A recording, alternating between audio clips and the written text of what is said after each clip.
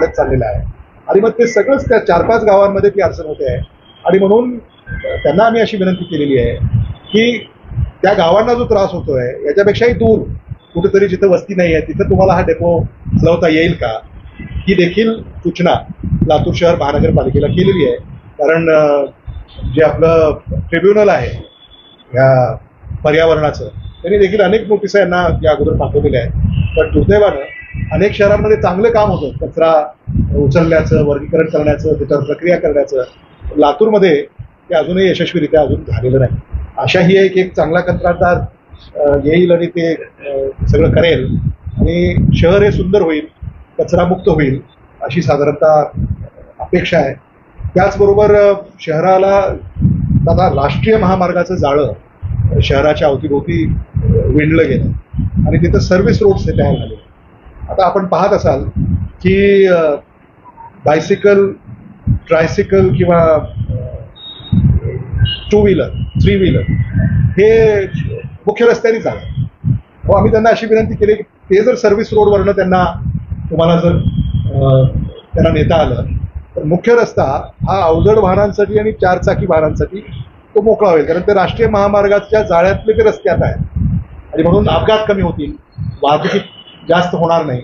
आणि सर्व्हिस रोडनं आता ऑटो आहे, ऑटोला गावातच जायचं असतं, तो काही राष्ट्रीय मार्गावरनं काही बाहेर जात नाही. त्यामुळे सर्व्हिस रोडनं जर तो गेला, 2 व्हीलर आहे किंवा सायकल आहे, ह्या सगळ्या गोष्टी, छोटा टेम्पो आहे, ह्या त्यांनी त्या सर्व्हिस रोडवरनं ती वाहतूक व्हावी म्हणून महापालिका आणि ट्रॅफिक पोलीस यांनी हा समन्वय साधून याच्यात काही पावलं उचलावीत अशी देखील विनंती आम्ही त्यांना या ठिकाणी केलेली आहे.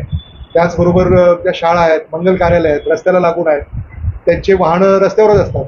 एखादं लग्न असतं एखाद्या चौकामध्ये तर तुम्हाला माहिती आहे अनेकांना लग्न सुद्धा लावायला पोचता येत नाही. लग्न लावून निघाल्यानंतर दुसरं लग्न लावायला जायचं असतं, त्याला पोचता येत नाही. तुमच्या आमच्या सगळ्यांच्याच ह्या अडचणी आपण अनुभवलेल्या आहेत. आणि म्हणून शाळांनी आणि मंगल कार्यालयांनी त्यांची स्वतःची पार्किंग ही व्यवस्था करायला हवी. या देखील त्यांनी आता त्यांच्याशी चर्चा करून याच्यात कसा मार्ग निघेल या संदर्भामध्ये देखील त्यांनी आम्हाला शब्द दिलेला आहे. त्याचबरोबर अमृत योजनेमध्ये आता आपल्या पश्चिम भागामध्ये विशेषतः प्रभाग क्रमांक 13, 14, 17, 15 अनेक प्रभाग आहेत जिथं पाईपलाईनच्या कामासाठी रस्ते खोदले, पाईपलाईन केली पण आता रस्ते फक्त बुजवले, ते रस्ते केले नाही. नागरिक म्हणतात तो आमचा चांगला रस्ता आता फोडला आणि आता आम्हाला तो नादुरुस्त रस्ता आमच्या नशिबी आला, त्याच्यामध्ये काय अडचण आहे हेही आम्ही त्यांना विचारलं. तर त्यांनी आम्हाला असं सांगितलं हे जे काम आता पाईपलाईनचं केलेलं आहे त्याच्यामध्ये नव्याने रस्ता करण्यासाठी जो निधी लागतो त्याची तरतूद नाही. आणि म्हणून आता हे रस्ते नागरिकांना दुर्दैवानं काही काळ ते सहन करावे लागतील. निधी जेव्हा ते मंजूर करतील आणि त्यानंतर ते रस्ते विकसित करतील आणि निधी सुद्धा लवकरात लवकर त्यांना मंजूर होईल असा त्यांचा प्रयत्न या ठिकाणी त्यांनी सुरू केलेला आहे. टोईंग ची व्यवस्था आपल्याकडे आहे, त्याच्याही तक्रारी आपल्याकडे आल्या होत्या. काही ठिकाणी उद्धटपणे ते नागरिकांशी संवाद साधतात, नागरिकांना देखील अनेक वेळा ते पटत नाही, ते देखील वाद घालतात. आणि म्हणून आम्ही त्यांना हे सांगितलंय की ही जी व्यवस्था आहे त्यांना तुम्ही सूचना करा की नागरिकांशी विनम्रपणे त्यांनी संवाद साधला पाहिजे, वागलं पाहिजे. आणि टोईंग आवश्यक आहे, ते सुरू राहिलं पाहिजे. पण त्याचबरोबर राष्ट्रीय महामार्गामध्ये अनेक वाहनं रस्त्यावरच दुरुस्त करतात. आपले गराज ज्यांचे आहेत, मेकॅनिक, म्हणजे विशेषतः राजीव गांधी चौक ते गरुड चौक किंवा मला वाटतं आता लहुजी साळवे चौक असतो नाही का, त्या चौकामध्ये अनेक वाहनं रस्त्यावरच आहेत, तिथेच दुरुस्त होतात. तिथे देखील त्यांना बोलवून आपल्या जागेमध्ये त्यांनी ते दुरुस्त करावे. तर रस्ता वाहतुकीसाठी मोकळा असावा ह्या देखील त्यांना कल्पना त्याची दिलेली आहे. पाणी पुरवठ्याच्या संदर्भामध्ये तर मी बोललो. त्याचबरोबर भुयारी गटार याचं जे काम आता पूर्ण झालं आहे, गोरवटीला जो STP त्यांनी कार्यान्वित केलेला आहे पण विजेचं कनेक्शन नसल्यामुळं तो कार्यान्वित त्यांना करता आलेला नाही आहे. त्यामुळं लातूर शहर महानगरपालिकेची जी जागा आहे त्यातली काही जागा वीज खात्याला त्यांना द्यायची आहे, तर ती जागा देण्यासाठी शासनाची परवानगी त्यांना लागते. आणि म्हणून महसूल विभागाकडे ती आम्ही मागणी करतोय, त्यांना विनंती करतोय. आणि पंधरवड्यामध्ये ती परवानगी मिळाल्यानंतर तिथं त्यांचं जे काही सबस्टेशन आहे, ट्रान्सफॉर्मर त्यांना तिथं उपलब्ध होईल. आणि तो STP तो मला वाटतं 35 mm³ या क्षमतेचा STP तिथं आहे. आणि शहरामध्ये जे सीवर लाईन्स आहेत त्या बंदिस्त करायच्या होत्या, त्या बंदिस्त अजून झाल्या नाहीत, त्या उघड्याच आहेत. त्यामुळे पहिल्यांदा नाल्याद्वारे वाहणारं पाणी त्याच्यावर प्रक्रिया करून शुद्ध करून ते पाणी उद्योगाला देणं ही एक त्यांची योजना आहे. दुसऱ्या टप्प्यामध्ये जे सांडपाणी घाणपाणी आहे ते बंदिस्त पाईपद्वारे त्या प्रक्रिया स्थळावर नेऊन प्रक्रिया करून त्याच्यावरतून पाणी ते रिसायकल करणार आहेत, अशी एक त्यांची योजना आहे. ते काम प्रगतीपथावर आहे आणि लवकरच ते पूर्ण होईल अशी त्यांनी आम्हाला या ठिकाणी कल्पना दिलेली आहे. आपल्याकडे आता ऑटो खूप आहेत, म्हणजे आणि ते सगळे पेट्रोल डिझेलवर चालतात. लक्ष्मण कांबळे आहेत इथं, तुमचे अजूनही ऑटो आहेत अशी आमची माहिती आहे. त्यांच्या कुटुंबामध्ये ऑटो व्यवसाय करणारे काही त्यांचे कुटुंबातले सदस्य आहेत. म्हणून अशा सगळ्यांचीच मदत घेऊन आपल्याला लातूरचं पर्यावरण हे शाबूत राखण्यासाठी आपल्याला CNG किंवा इलेक्ट्रिक ऑटोमध्ये जर ही सगळी वाहतूक व्यवस्था, मग सिटी बस असेल, आता इलेक्ट्रिक सिटी बस मंजूर झालेल्या आहेत, केंद्रानं त्या इलेक्ट्रिक सिटी बस मंजूर केलेल्या आहेत. मला वाटतं 40 सिटी बस आपल्याला लातूरला मंजूर झालेल्या आहेत, पण 50 आहेत. तर त्याचा जो दर केंद्र सरकारनं निश्चित केलेला आहे पर किलोमीटर, म्हणजे ती जी व्यवस्था द्यायची आहे तो काहीतरी 80 रुपयाचा दर आहे पर किलोमीटर. तर तो काही लातूर शहर महानगरपालिकेला परवडत नाही. केंद्र 24 रुपये देणार आहे याच्यामध्ये अनुदान म्हणून. आमची अशी मागणी आहे की राज्य सरकारनं 24 रुपये द्यावेत आणि 24 रुपये त्या स्थानिक स्वराज्य संस्थेने द्यावेत. म्हणजे 1/3 असं जर अनुदान दिलं तरच ती स्थानिक स्वराज्य संस्थेला परवडेल आणि ती इलेक्ट्रिक बस व्यवस्था चालू शकेल आणि नागरिकांनाही त्याचा उपयोग होईल. लातूर सिटी बस याच्या संदर्भामध्ये सुद्धा चर्चा झाली. त्याच्यामध्ये आता त्यांनी महिलांना जो मोफत प्रवास आपण मागे सुरू केला त्या संदर्भामध्ये त्यांना ते कसं निर्धारित करावं हे काही मुद्दे त्यांच्यासमोर होते. त्यामुळं आता स्मार्ट कार्ड्स महिलांना देऊन त्याचं रिअल टाईम ट्रॅकिंग करून महिलांच्या मोफत प्रवासावर खर्च किती होतोय आणि मग ते वाहतूक ठेकेदाराला तो प्रवास खर्च मिळेल. मला असं वाटतं 15 दिवसामध्ये त्याच्यात मार्ग निघेल अशी त्यांनी आम्हाला कल्पना दिलेली आहे. त्यामुळं महिलाला लातूर शहरामध्ये महिला मुली यांना जो मोफत प्रवास देण्याचा जो निर्णय लातूर शहर महानगरपालिकेनं देशामध्ये पहिल्यांदा, राज्यामध्ये पहिल्यांदा घेतला. आता आपण अनेक योजना महिलांसाठी देशभर राज्यभर ह्या नव्यानं जाहीर झालेल्या आहेत आणि म्हणून या अगोदरच आपण या योजना महिलांसाठी, कारण सार्वजनिक वाहतूक व्यवस्थेमध्ये महिलेला देखील सुरक्षित प्रवास हा करता येतो. कारण त्याच्यात CCTV आहेत, महापालिकेचा सुपरवायझर आहे, तिथं तिकीट चेकिंग होतं आणि हा प्रवास त्यांना करता येतो. म्हणून त्याला प्रतिसादही चांगला मिळाला, यशस्वी ही योजना राहिली. पण आता त्याचा खर्च भागवणं हे देखील आव्हानात्मक प्रश्न महापालिकेपुढे आहे. पण मला विश्वास आहे की याच्यात मार्ग निघेल आणि ही जी काही योजना आपण राबवलेली आहे महिलांसाठी खरं म्हणजे किमान आपण एवढं तरी करावं या हेतूनं ही योजना आम्ही त्या ठिकाणी सुरू केली आणि त्याचं सातत्य टिकावं या देखील आम्ही त्यासाठी प्रयत्नशील असणार आहोत. वाहतुकीची कोंडी वाढत चाललेली आहे हे देखील आम्ही त्यांना निदर्शनास आणून दिलेलं आहे आणि अनेक सल्लागारांनी सल्ला दिला वाहतुकीची कोंडी काही कमी झालेली आहे. मागे जिल्हाधिकारी पृथ्वीराज हे असताना शिवाजी चौकातल्या उड्डाणपुलाची व्याप्ती वाढवावी अशी एक त्यांनी संकल्पना मांडली होती हे आपल्यालाही ती माहिती आहे. आणि म्हणून ती संकल्पना त्यांनी स्वीकारून लातूर शहर महानगरपालिकेनं राज्य सरकारकडे हा प्रस्ताव पाठवावा जेणेकरून राज्य सरकारकडनं त्यांना निधी त्याच्यासाठी उपलब्ध करून घेता येईल आणि त्या चौकातली वाहतुकीची कोंडी आपल्याला त्या उड्डाणपुलाची व्याप्ती वाढवून करता येते का हे आपण त्यांना विनंती केली आणि त्यांनी त्याला सकारात्मक प्रतिसाद महापालिकेने दिलेला आहे. त्यावर ते काम करतील. त्याचबरोबर बहुमजली वाहनतळ या योजना लातूर शहरामध्ये राबवण्याच्यासाठी महानगरपालिकेने काही पावलं उचललेली आहे आणि अपेक्षा ही आहे की काही ठिकाणी बहुमजली वाहनतळ हे विकसित होईल. म्हणजे एक पूर्व भागात होईल, एखादं पश्चिम भागामध्ये व्हावं. अगदी औसा रोड इथं महापालिकेची जागा आहे असं आम्हाला तिथल्या नागरिकांनी सांगितलं. औसा रोडला सुद्धा वाहतुकीची कोंडी म्हणजे वाहनतळाची समस्या ही आहे. तिथलेही नागरिक म्हणतात इथेही बहुमजली जर वाहनतळ तुम्हाला बांधता आलं तर त्याच्यासाठी प्रयत्न करावे हे देखील आम्ही त्यांच्याशी चर्चा केलेली आहे. त्याचबरोबर विलासराव देशमुख मार्ग या कामाला गती देण्यासंदर्भामध्ये त्यांना विनंती करण्यात आलेली आहे. गाव भागामध्ये काही प्रभाग आहेत, रस्ते आदरणीय विलासराव देशमुख साहेब मुख्यमंत्री असताना तिथल्या भूमिगत गटार आणि रस्त्यांची कामं झाली होती. आता त्याला 2 दशकाहून अधिकचा कालावधी होऊन गेलेला आहे आणि नव्यानं तिथं आराखडा तयार करण्यासंदर्भामध्ये गरज आज आहे आणि म्हणून भूमिगत गटार, पाईपलाईन आणि रस्ते याचा नव्यानं एक आराखडा तयार करण्याच्या सूचना देखील आम्ही त्यांना केलेल्या आहेत.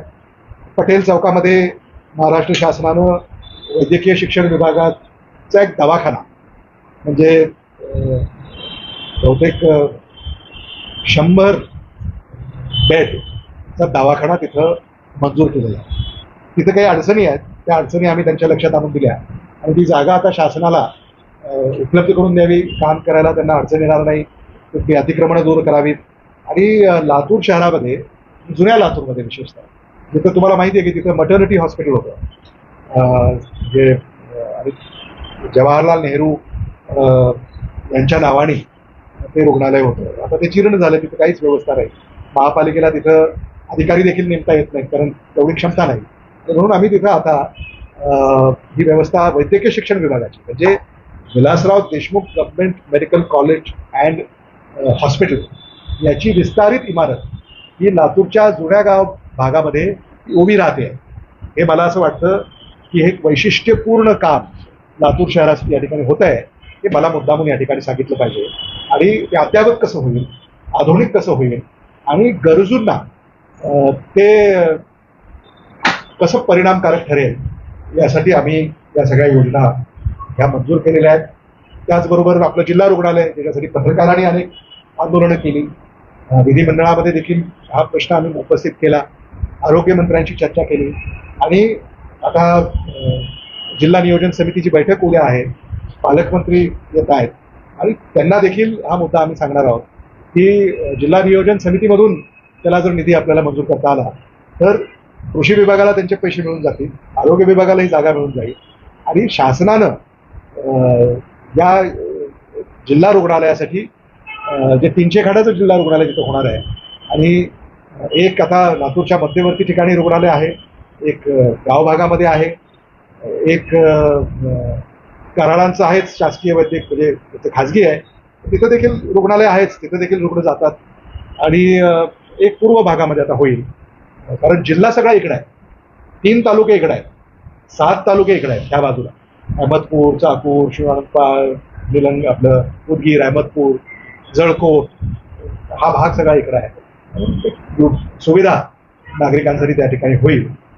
यातनं अल्पसंख्याक विभागासाठी जे मुलांचं वसतिगृह आहे ही योजना शासनानं मंजूर केली पण ती काही कोर्ट कचेरीमुळं रेंगाळली आणि त्यामुळं त्याच्यासाठी सुद्धा जागा उपलब्ध करून देण्यासंदर्भामध्ये सूचना आम्ही केलेल्या आहेत आणि त्या संदर्भामध्ये सुद्धा आयुक्त त्यात लक्ष घालून त्याच्यामध्ये कशी जागा त्यांना उपलब्ध करून देता येईल ते काम कसं सुरू होईल या संदर्भामध्ये देखील आम्ही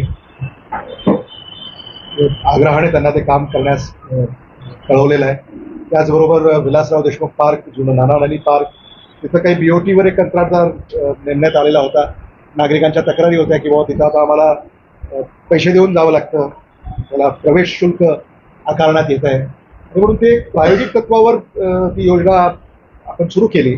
नागरिकांचीच जर त्याला पसंती नसेल आणि त्यांची जर अडचण होणार असेल तर मग अशा काही योजना उपयोगाच्या नाहीत अशी आमची धारणा आहे आणि म्हणून विकासकालाही आम्ही असं सांगतोय की फार आता जिल्हा कोर्ट, हायकोर्ट, सुप्रीम कोर्ट हे सगळं करण्यापेक्षा कारण त्यांनी एक प्रस्ताव सादर केला किंवा आम्ही हे करू शकतो कारण त्यांनी मागे जिल्हा क्रीडा संकुलामध्ये काही या व्यवस्था अशा केल्या होत्या, तशाच इथं करून कराव्यात आणि म्हणून आम्ही असं वाटलं की एक व्यवस्था तिथं होईल पण नागरिकांनी त्याला पसंती दिली नाही आणि स्थानिकांनी देखील त्याला विरोध केला आणि म्हणून ते जे काही आदरणीय विलासराव देशमुख साहेबांनी CSR मधून त्या काळामध्ये ते विकसित केलं. नागरिक असं म्हणतायत की जसं पूर्वी होतं तसंच पूर्ववत ते आम्हाला द्यावं आणि म्हणून त्याची देखील कार्यवाही सुरू आहे. मला वाटतं की कोर्टाचा अंतिम निर्णय लागेल तो महापालिकेच्या बाजूनेच लागेल. ब्रिजवासी त्याच्यामध्ये ते काम पाहतायत. आता ब्रिजवासीचे जे सगळे मित्र आहेत त्यांना आग्रहानं आपण सांगावं अशी आमची कल्पना आहे जेणेकरून आपल्यातच वाद आपण करू नये. हे देखील त्या संदर्भामध्ये आपल्याला कल्पना द्यायची होती. त्याचबरोबर लातूर शहराला लागून हद्दीच्या बाहेर ज्या वसाहती झालेल्या आहेत तर त्याला लातूर शहर महानगरपालिकेला विकसित करता येत नाही. तिथं विकासाचा निधी खूप लागतो. अनेकांनी बरकतनगर वगैरे हा भाग आहे, मतदारावर बहिष्कार टाकला, म्हणजे लोकसभेच्या मतदारावर परवा त्यांनी बहिष्कार टाकला. मग आम्ही गेलो, आमचे कार्यकर्ते गेले, आम्ही त्यांना बोललो, त्यांना आश्वासन दिलं, काही निधी मंजूर केला. ही सगळी प्रक्रिया आता सुरू आहे असं त्यांना सांगितलं. म्हणून त्या संदर्भामध्ये देखील मंत्रालयामध्ये हद्दवाढीची ही जी काही बाब आहे ती प्रलंबित आहे. ते आम्ही मंत्रालयात पाठपुरावा सुरू आहे आणि तेही मार्ग मोकळा होईल जेणेकरून त्या नागरिकांमध्ये मग तिथे कचरा आहे, पाणी आहे, रस्ते आहेत, पदनिवे आहेत, काहीच देता येत नाही. त्यामुळे ती देखील अडचण ती दूर होईल हद्दवाढीच्या सगळ्या नागरिकांच्या संदर्भामध्ये. शादीखाना आता पूर्ण झालेला आहे, शादीखाना देखील कार्यान्वित करावा अशी देखील आम्ही त्यांना सूचना केलेली आहे. माझी आशा आहे की पंधरवड्यामध्ये तो कार्यान्वित होईल. त्यामुळं एक सामान्य अल्पसंख्याक घटकाला तिथं कमी दरामध्ये काहीची व्यवस्था त्याला लागते तिथं उपलब्ध होईल. हे देखील मला मुद्दामून या ठिकाणी आपल्याला सगळ्यांना सांगावंसं वाटतं. त्याचबरोबर पथदिवे अनेक ठिकाणी नाही. पथदिव्याचं त्यांनी मला सांगितलं की राज्य सरकारनं आणि केंद्र सरकारनं पथदिव्याच्या संदर्भामध्ये एक एजन्सी म्हणजे देशव्यापी त्यांनी नेमली. देशातली सगळीच कामं त्यांच्याकडे आहेत, लातूरची त्यांच्याकडे आहेत. आणि मग त्यांचे दर काही लातूर शहर महानगरपालिकेला परवडत नाही. त्यांचे देयक हे आता थकलेले आहेत, 3-4 कोटी रुपये थकले, म्हणून त्यांनी सेवा देण्याचं बंद केलं. आता मग लातूर शहर महानगरपालिकेला प्रश्न पडला की आता हे तर केंद्रानं राज्यानं नेमलेली आहे आणि म्हणून आता ते रद्द करतायत या एजन्सीचं काम. आणि मग नव्या एजन्सीला किंवा शासनाकडनं काही निधी घेऊन पथदिव्यांच्या योजने संदर्भामध्ये ते या ठिकाणी काम पाहणार आहेत असं त्यांनी आम्हाला या ठिकाणी सांगितलेलं आहे. त्यामुळं अशा सगळ्या मुद्द्यांवर आज सविस्तर अशी चर्चा झालेली आहे. लातूर शहर महानगरपालिकेला काही नवे अधिकारी सुद्धा उपायुक्त रुजू झालेले आहेत. आकृतीबंध त्यांना मंजूर झालेला आहे. त्यांना आता मनुष्यबळ सुद्धा जेवढं आवश्यक आहे तेवढं त्यांना घेता येईल, नेमता येईल, त्याही मंजुऱ्या दिलेल्या आहेत. त्यामुळे मला असं वाटतं की आता लातूर शहर महानगरपालिकेनं कात टाकली पाहिजे आणि जी नूतन आव्हानं आहेत ही स्वीकारून आता त्यांनी पावलं उचलली पाहिजे.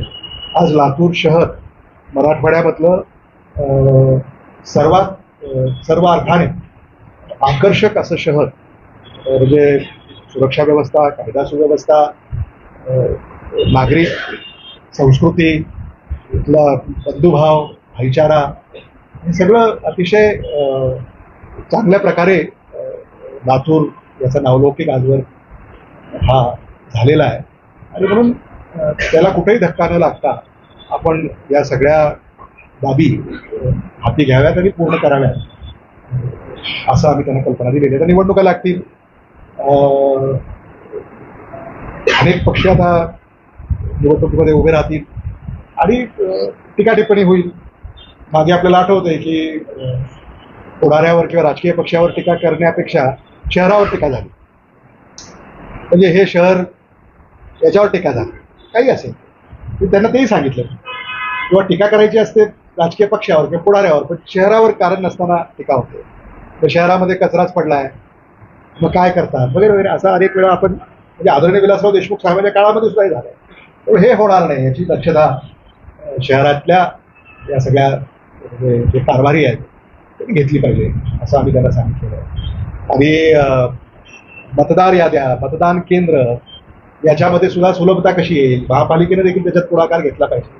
काही अतिक्रमणं हलवली किंवा अतिक्रमणं पुनर्वसन ज्यांचं झालं, जिथं पूर्वीचे पत्ते होते तिथंच मतदान आहे, जिथं नवं घर केलेलं आहे तिथं मतदान केंद्र त्याला दिलेलं नाही. मग म्हाडामध्ये जाऊन काही लोक राहिले त्यांचं मतदान इकडंच आहे.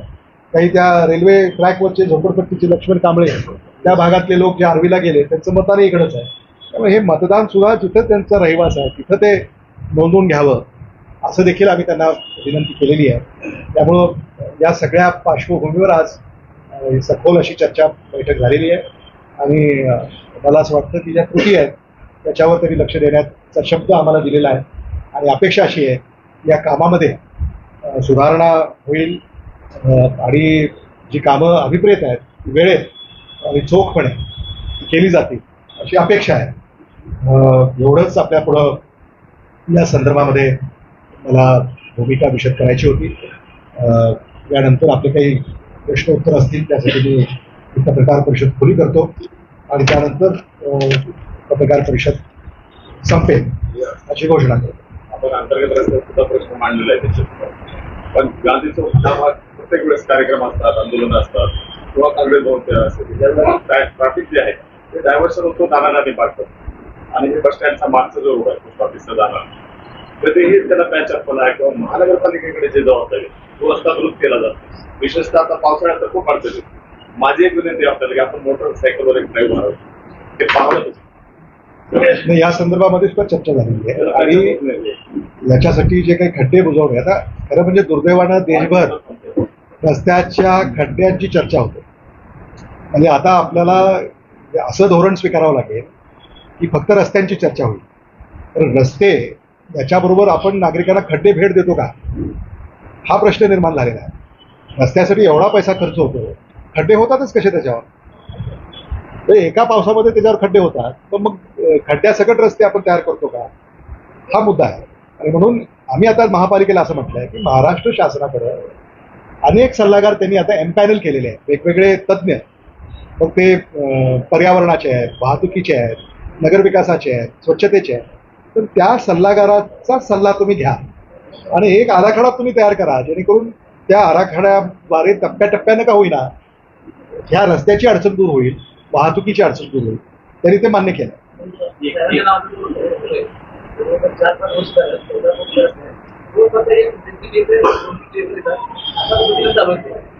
नाही, त्याच्यामध्ये रस्ता मंजूर केला, त्याच्यामध्ये कंत्राटदाराला त्याची जी देयक आहे ही वेळेत मिळत नाही.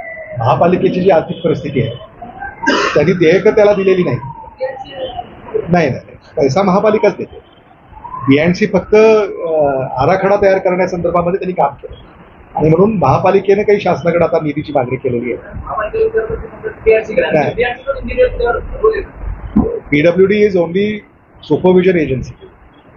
निधी योजना ही सगळी महापालिकेची आहे. त्याच्यामध्ये गोरक्षणशी सुद्धा ते चर्चा करतायत आणि जागा मोजून ते घेतील आणि त्यांनी ते मान्य केलेलं आहे. आणि रस्त्यासाठी जेवढी जागा आवश्यक असेल ती जागा महापालिका ताब्यात घेईल. आमदार म्हणून आपण नगरपालिकेला भेट देणं आणि पुन्हा आढावा घेणं यासाठी वेळ द्यावा नाही. आता अनेक वेळा आमची कमिशनरबरोबर चर्चा होतेच, म्हणजे तिथं भेट द्यावीच असं नव्हे. आणि आता आवश्यकता आहे, तिथं आमचे निवडून आलेले सदस्य नाही आहे आणि मग कोणीतरी ते काहीतरी आढावा घेतला पाहिजे. नागरिकांच्या अपेक्षा आहे.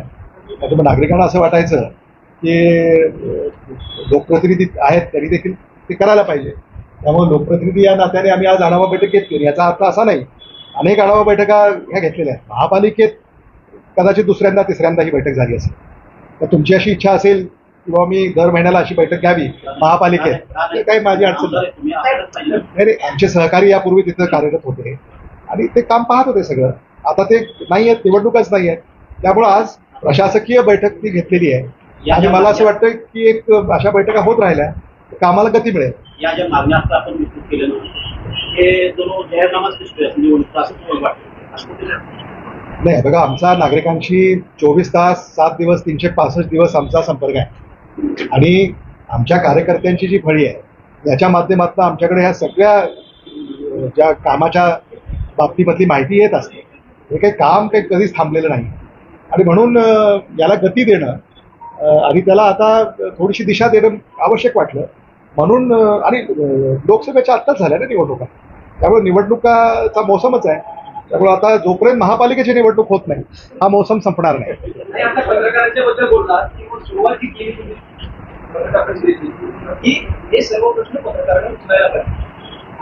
जवळपास तुम्ही जे त्यांनी सांगितलं मांडला पत्रकारांनी एक प्रश्न 10 वेळेस मांडले, पण आता एक हाती सत्ता आहे, प्रशासकीय एक हाती सत्ता बसून तिथं सांगण्यासाठी विचारण्यासाठी कोणी राहत नाही.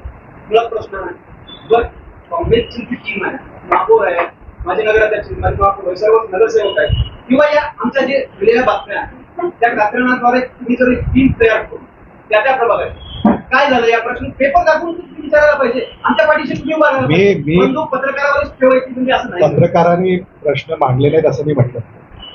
पत्रकारांनी अनेक वेळा हे प्रश्न मांडले असंच मी म्हणालो.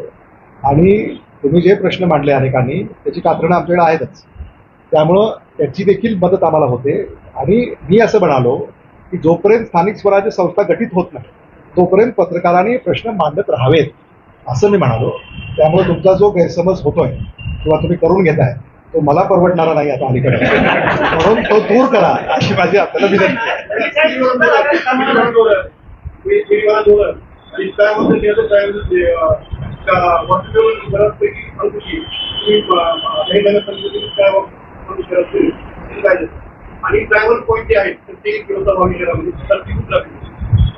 या सगळ्या संदर्भामध्ये स्कायवॉक आता महाराष्ट्रात अनेक ठिकाणी स्कायवॉक झाले. मुंबईत झाले, पुण्यात झाले, ठाण्यात झाले, कदाचित नागपूर संभाजीनगरला झाले असतील. तर तिथं निरनिराळ्या प्रतिक्रिया. काही ठिकाणी असं म्हटलं की स्कायवॉक उपयोगाचे ठरले, काही ठिकाणी कोर्टाने देखील म्हटलं की इथं अनावश्यक स्कायवॉक उभे केले. त्यामुळे आम्ही महापालिकेला असं म्हटलं आहे की याच्यामध्ये जो तज्ज्ञ आहे, जो महाराष्ट्र शासनानं आणि नगरविकास विभागानं एम्पॅनल केलेला आहे त्याचा सल्ला घ्या. आणि जिथं सर्वेक्षण करून तुम्ही स्कायवॉक करा. म्हणजे काय होतं की एखादी योजना जे अमित देशमुखांना किंवा संगम कोटलवाराला स्कायवॉक हवा आहे म्हणून स्कायवॉक होणार नाही ना. तिथे गरज आहे का, तिथं जागा आहे का, सगळं बघून आपल्याला करता येईल. ट्रॅव्हल्स पॉईंटची अडचण होते की महापालिकेकडं स्वतःची जागा नाही जिथं ते हलवू शकतील. आणि आम्ही त्यांना असं म्हटलं की खाजगी जागा मालकाकडनं तुम्ही पब्लिक प्रायव्हेट पार्टनरशिप त्याला एक पॉईंट देऊन टाका. ते ट्रॅव्हल्सवाले त्याला भाडं देतील. आता तुम्हाला माहिती आहे रिंग रोडला इथं ट्रक यार्ड झालंय, तुम्ही पाहिलं असेल. तर ते जागा मालक आहेत, जागा त्यांची आहे, ट्रकवाल्यांकडे ते भाडं घेतात. त्या रस्त्यावरचे ट्रक किमान त्या जागेत वाहनतळ तरी झालं असं सुद्धा ते आपल्याला करावं लागेल. आणि म्हणून जाहीर प्रकटनही आम्ही दिलं होतं. एखाद्याला जर जागा असेल भाड्याने द्यायची या कारणासाठी तर ती द्यावी. आपल्या माध्यमातून सुद्धा एखादीची जागा कोणाची असेल आणि तुम्ही जर कळवलं तर आम्ही त्यांना कळवू.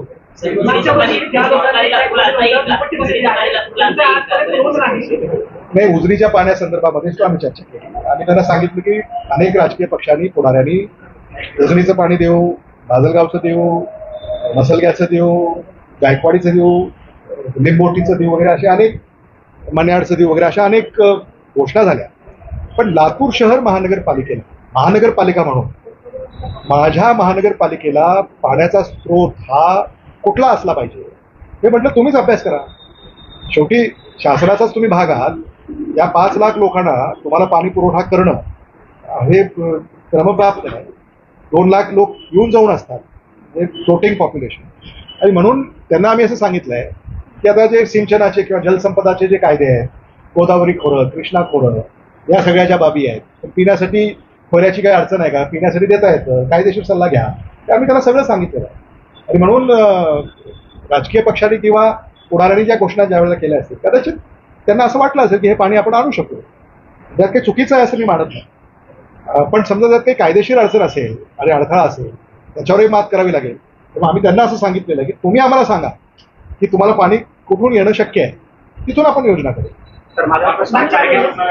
मागच्या वेळेस 2 वर्षामध्ये जे मालमत्ता करातून वसूल केली आहे त्याचं नोंद देखील अशी तक्रारी अनेक जणांनी नागरिकांनी त्या ठिकाणी केली. आपण त्याच्याकडे लक्ष द्यावं. दुसरी गोष्ट, आपण सत्तेत असताना जे अधिकारी त्या ठिकाणी होते त्या अधिकाऱ्यांनी जी कामं केली ते अधिकाऱ्यांची कामं बोगस आहेत असं सांगत, म्हणजे विषय बदलला की नियम बदलला अशी देखील महानगरपालिकेची सदस्य होती. कोणत्या नव्हती? सगळ्यात अनेक ठिकाणी काय बांधकाम परवानगी असतील, गुरुद्वारे गेले असतील किंवा भरलेले टॅक्स असतील. मागच्या वर्षी तेच सांगितलं ना तुम्हाला. आम्ही त्यांना हेच सांगितलंय. या सगळ्या गोष्टीची हे जबाबदारी पालकमंत्र्याची आहे. पालकमंत्री आपण घेतो अशा पद्धतीचं कारभार महानगरपालिकेत चालत असेल तर आपण याकडे लक्ष दिलं पाहिजे. आम्ही त्यांना आज सूचना केलेल्या आहे. त्यांनी असं आम्हाला सांगितलंय की असा कुठलाही प्रकार, म्हणजे आता जे आयुक्त आहेत त्यांच्या कारकिर्दीमध्ये तरी असा काही प्रकार घडलेला नाही असं त्यांनी आम्हाला सांगितलंय. यापूर्वी जर कुठला घडला असेल तर त्याची ते चौकशी करतील, दुरुस्ती करतील. आणि मला आपल्याला हे सांगायचं आहे की समजा अशी तक्रार असेल, तक्रार आमच्यापर्यंत आणून द्या, आम्ही सांगू त्यांना, आपल्याला दुरुस्ती करू. नाही जर झालं तर त्याच्यावर काय चौकशी होईल, कारवाई होईल. आपण विधानसभेमध्ये प्रश्न उपस्थित केला कचऱ्याच्या संदर्भात आणि त्या प्रकाराची विभागीय आयुक्तांना चौकशी करणार असं आश्वासन सभागृहात दिलं गेलं असं आम्ही वाचलं.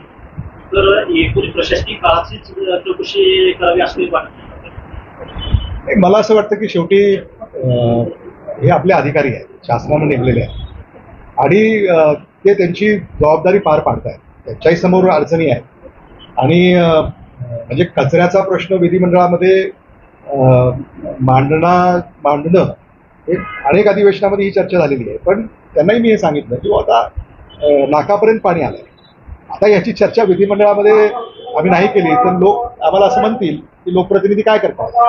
त्यामुळं हा प्रश्न एवढा आता क्लिष्ट झाला होता, त्याच्यावर त्यांनी आता आम्हाला सांगितलंय की टाइम बाउंड प्रोग्राम त्यांनी आखलेला आहे, त्यांना आपण तेवढा अवधी देऊया. आता शेवटी प्रशासकीय काळ असेल किंवा स्थानिक स्वराज्य संस्थांचा काळ असेल, आता जिथं काही चुकलंय आपलं कॅग असतं ते त्याच्यावर त्यांचे मतं व्यक्त करतात, ही प्रक्रिया चाललेली असते.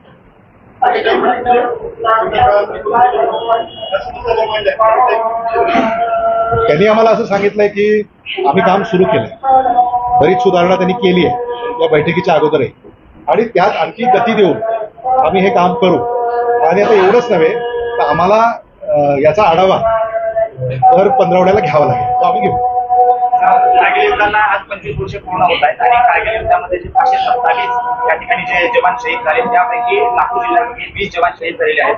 मात्र वारंवार त्यांच्या परिवाराकडून मागणी होते की त्यांच्या परिवारातून सदस्य नोकरीला घ्यावा आणि 5 एकर जमीन अशी त्यांची नावे काढावी अशी वारंवार मागणी होते. मात्र प्रशासन याकडे दखल घेत नाही. यावर आता उद्या जिल्हा नियोजन समितीची बैठक आहे, पालकमंत्री गिरीश महाजन येणार आहेत. हा मुद्दा महत्वाचा आहे, आम्ही त्यांच्या निदर्शनास आणून देऊ आणि कदाचित याच्यामध्ये लगेच सरकारकडनं त्यांना मदत होईल अशी आपण काळजी घेऊ.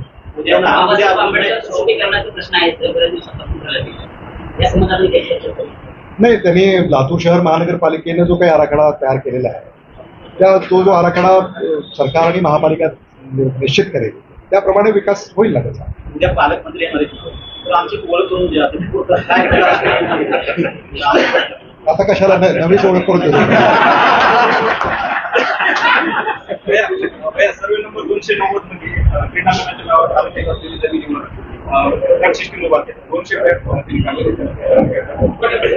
असं कुठेही बेकायदेशीर घडणार नाही. त्याच्यामध्ये आरक्षण असेल आणि आरक्षण त्या मूळ मालकाला जर महापालिकेनं जमिनीच्या मोबदल्यात त्याची रक्कम पैसा किंवा TDR काहीतरी द्यायला पाहिजे. ते जर आरक्षण वगळलं असेल तर मग विकासकाला तिथं मुभा आहे, तुम्ही आम्हाला माहिती द्या, आम्ही चौकशी करू.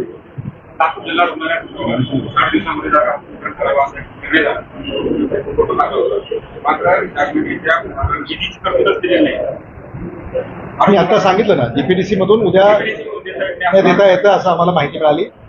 कालच मी चर्चा केली आणि उद्या कदाचित तो निधी तुम्हाला मिळेल. येस.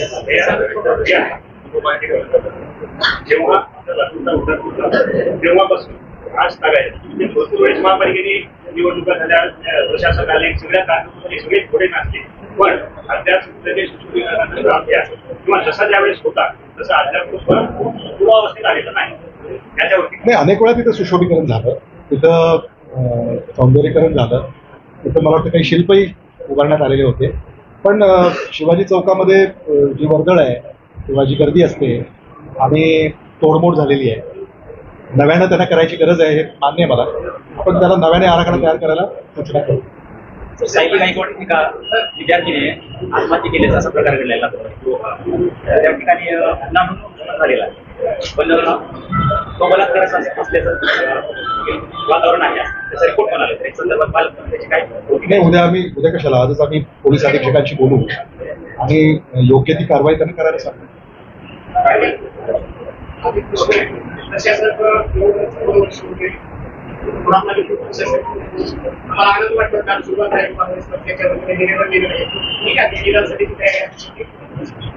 असू शकते नाही आहे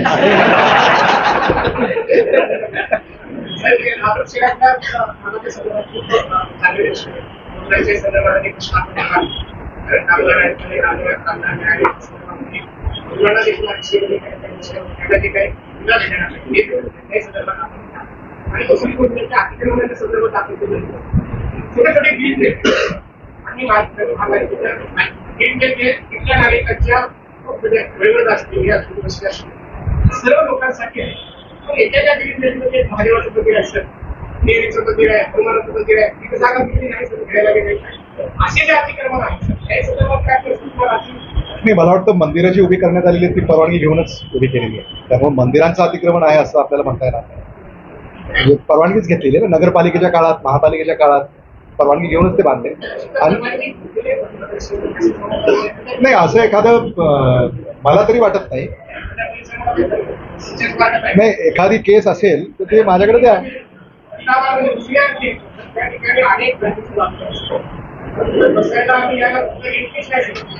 नाही, मला तुम्ही जर स्पेसिफिक मला माहिती द्या, आपण त्याची चौकशी करू.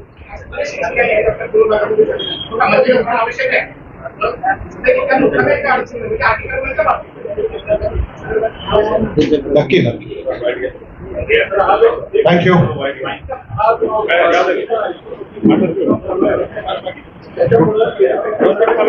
नाही नाही, आवाज आला नाही.